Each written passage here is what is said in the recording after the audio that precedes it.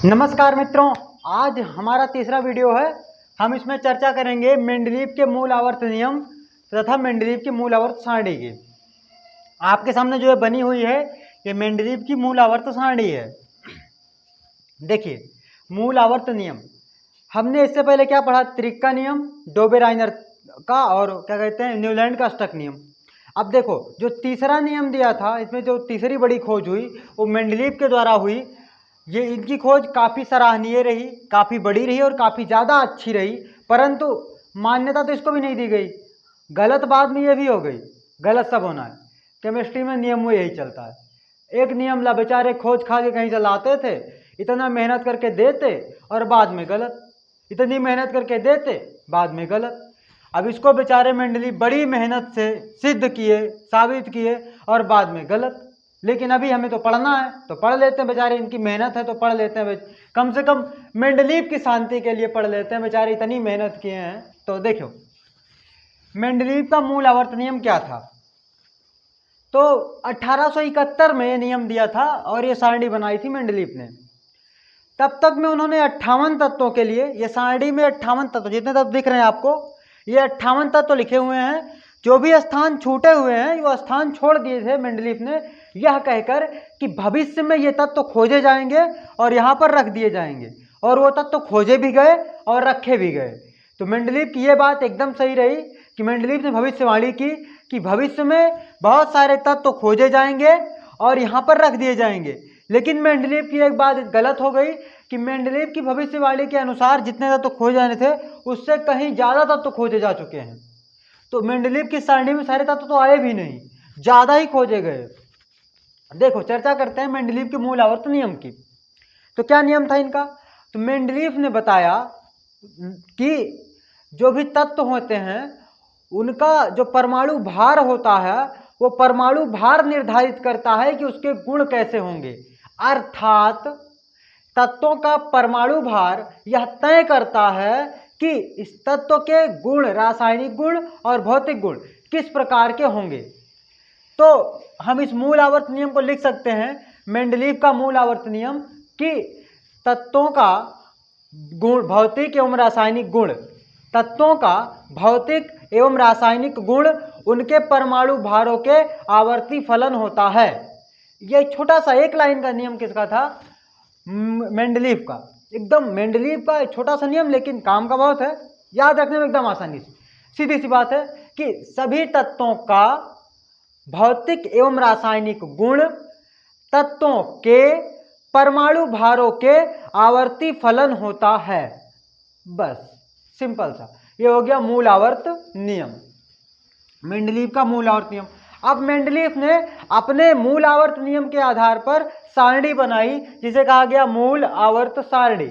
इसमें उन्होंने तत्वों को बढ़ते हुए परमाणु भारों के क्रम में व्यवस्थित किया। जैसे देखो, हाइड्रोजन का परमाणु भार 1 है, लिथियम का 7, बेरिलियम का 9.4, बोरान का 11, कार्बन का 12, नाइट्रोजन का 14, ऑक्सीजन का 16, फ्लोरीन का 19।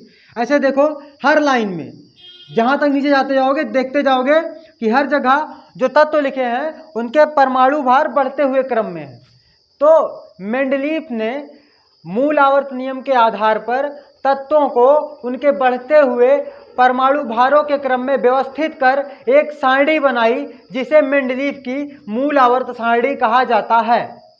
इस सारणी में क्या था? तो इस सारणी में वर्ग श्रेणियां बनी, सॉरी ये श्रेणी होगी, श्रेणी बनी। तो कितनी श्रेणी बनी? 12। ये 12 जो 36 पंक्तियां हैं ये 12 श्रेणियां कहलाती हैं। और ये जो 8 कॉलम बने हैं, ऊर्ध्वाधर कॉलम है, इन्हें समूह कहा जाता है। तो 1 2 3 4 5 6 7 8 कितने समूह थे? 8 समूह, यानी कि 8 कॉलम बने थे, यानी कि 8 समूह थे। और कितनी श्रेणियां थी? तो 1 2 3 4 5 6 7 8 9 10 11 12, 12 श्रेणियां। मेंडलीव की मूल आवर्त सारणी में 12 श्रेणियां थी और 8 समूह थे। मेंडलीव ने अपनी सारणी में यह ध्यान रखा था कि समूहों में जो भी तत्व रखे गए हों उन तत्वों के गुण एक समान होने चाहिए। जैसे देखो, पहले समूह में ये सारे तत्व हैं, दूसरे में ये हैं, तीसरे में ये सब हैं, चौथे में ये सब हैं।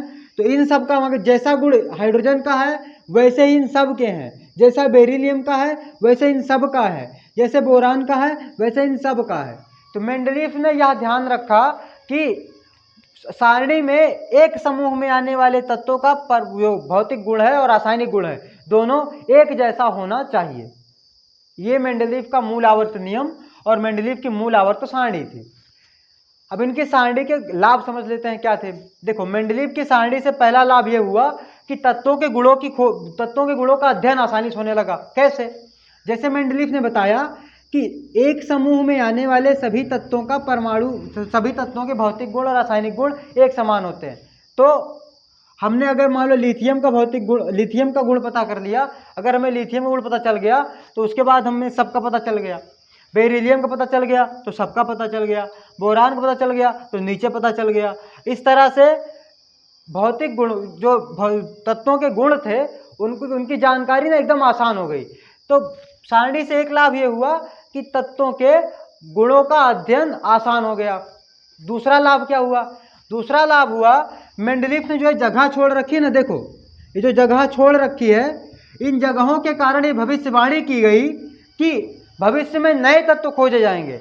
और जब ये भविष्यवाणी की गई तो जो बहुत सारे वैज्ञानिक थे वो लग गए खोज में कि मेंडलीफ ने कहा है कि और सारे तत्व खोजे जाएंगे नए नए, तो वो खोज में और तेजी के साथ जुट गए। तो नए तत्वों की खोज में सहायता हुई किससे? मेंडलीफ के मूल आवर्त सारणी से। एक और इनका जो लाभ रहा वो रहा कि परमाणु भारों को सही ज्ञात करने में।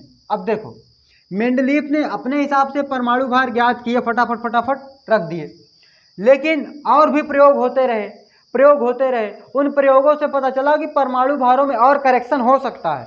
जैसे जो बेरिलियम है ना, इसका परमाणु भार पहले 13.5 माना जाता था 1869 से पहले, लेकिन जब मेंडलीफ ने इसे सारणी में रखा तब मेंडलीफ ने बताया कि इसका परमाणु भार 13.5 नहीं हो सकता, क्योंकि बोरान का है 11 और कार्बन का है 12 और ये बेरिलियम इन दोनों से पहले है, तो बेरिलियम का हमेशा 11 से कम होना चाहिए।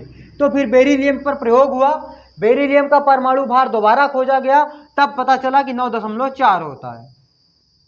इस तरह से जितने भी तत्व थे उन सब तत्वों पर लगातार प्रयोग हुए और उनके नए नए परमाणु भार खोजे गए, जिससे बहुत सारे परमाणु भारों की सही जानकारी, सही गणना की जा सकी। तो मेंडलीफ के सारणी से ये 3 फायदे हुए। पहला, तत्वों के गुणों के अध्ययन में आसानी हो गई। दूसरा, नए तत्वों की खोज में सहायता मिली। और तीसरा, तत्वों के परमाणु भार को सही ज्ञात करने में सहायता मिली। ये मेंडलीफ की सारणी के तो लाभ हुए। इनकी कमियां क्या रह गई वो देख लेते हैं।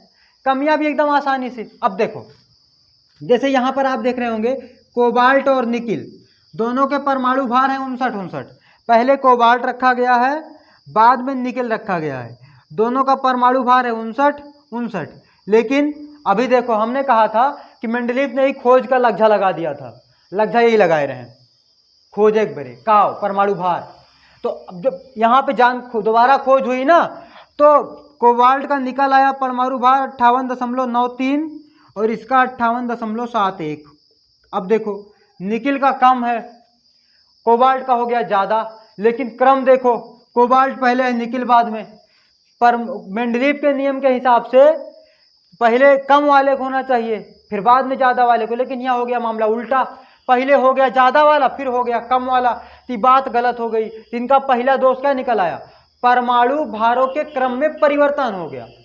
परमाणु भारों के क्रम में क्या हो गया? परिवर्तन। ये पूरा लिखे थे बढ़ते क्रम में और यहाँ हो गया घटते क्रम में। तो इनकी गलती निकल आई ना।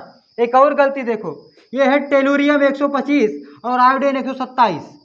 टेलुरियम का 125, आयोडीन 127, लेकिन जब खोज हुई तब टेलुरियम का आया 127.6 और आयोडीन का आया 126.9। अब देखो, आयोडीन का हो गया कम, टेलुरियम का हो गया ज़्यादा, लेकिन यहाँ तो इसका ज़्यादा उसका कम है, मगर इसका कम है उसका ज़्यादा है। मामला उल्टा हो गया ना, टेलुरियम का ज़्यादा आयोडीन का कम, जबकि मेंडलीफ का बताए थे कि टेलुरियम का कम और आयोडीन का ज़्यादा। तो 2 गलतियाँ इनके परमाणु भार के क्रम में निकल आई। इस कारण से इसके दोष निकाल दिए गए, इसमें कमी निकाल दी गई। दूसरा दोष क्या निकला? दूसरा दोष निकला ये महाशय बताए थे कि जो स्थान खाली है ना, इनमें परम तत्व खोजे जाएंगे। ये बात एकदम सही थी, तत्व खोजे गए, लेकिन इतने तत्व खोज दिए गए कि इनमें जगह नहीं बची। जैसे जो अक्रिय गैस थी, हीलियम, आर्गन, नियॉन, क्रिप्टॉन, ये जो गैसें हैं ना, रेडॉन, ये अक्रिय गैसें, ये जब खोजी गई तो कहीं जगह नहीं थी रखने के लिए। तो अब देखो, तो इनकी सारणी में पहले क्या हुआ, परमाणु भार के क्रम में परिवर्तन, गलत हो गया।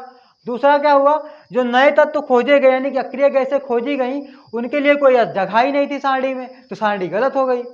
और क्या हुआ, अब देखो, जो नई नई खोजें लगातार वैज्ञानिक प्रोसेस में लगे हुए थे, तो उनको ना समझ में आया, संरचना बनाने पर परमाणु के रेडियो एक्टिविटी के गुण से समझ में आया कि जो ये भौतिक और रासायनिक गुण है ना, वो तत्वों के परमाणु भार पर नहीं, परमाणु क्रमांक पर निर्भर करते हैं। तो इनकी तीसरी कमी, मेंडलीफ ने क्या बताया था मूल आवर्त नियम में, कि तत्वों का गुण उनके परमाणु भारों के आवर्ती फलन होता है, लेकिन बात गलत हो गई, उनके परमाणु क्रमांकों के आवर्ती फलन होता है, ये बात भी गलत हो गई। ये इनकी क्या थी, कमियां थी। क्या थी, कमियां। एक आध कमी और देख लीजिए, जैसे समस्थानिक होते हैं। अब देखो, समस्थानिक में जो स्थान है वो तो समान है, यानी कि परमाणु क्रमांक समान होता है, लेकिन परमाणु भार बार बार बदल जाता है। अब अगर परमाणु भार बदल रहा है तो समस्थानिकों को अलग अलग जगह मिलनी चाहिए ना, काहे कि इसमें जो भी तत्व रखे गए हैं वो परमाणु भार के आधार पर रखे गए हैं, और समस्थानिक तत्वों का परमाणु भार अलग अलग होता है, तो उनको अलग अलग रखना चाहिए था, मगर ऐसा नहीं किया गया था। तो इनकी कितनी गलतियां हो गई, 4। आपको मुख्य रूप से 3-4 इनके लाभ और ये 3-4 गलतियां ध्यान रखनी चाहिए। अगर आपने ध्यान से सुना होगा, नहीं सुना होगा दोबारा सुन लीजिए, आपको इनकी सारणी याद भी हो जाएगी और इनकी गलतियां भी समझ में आ जाएंगी।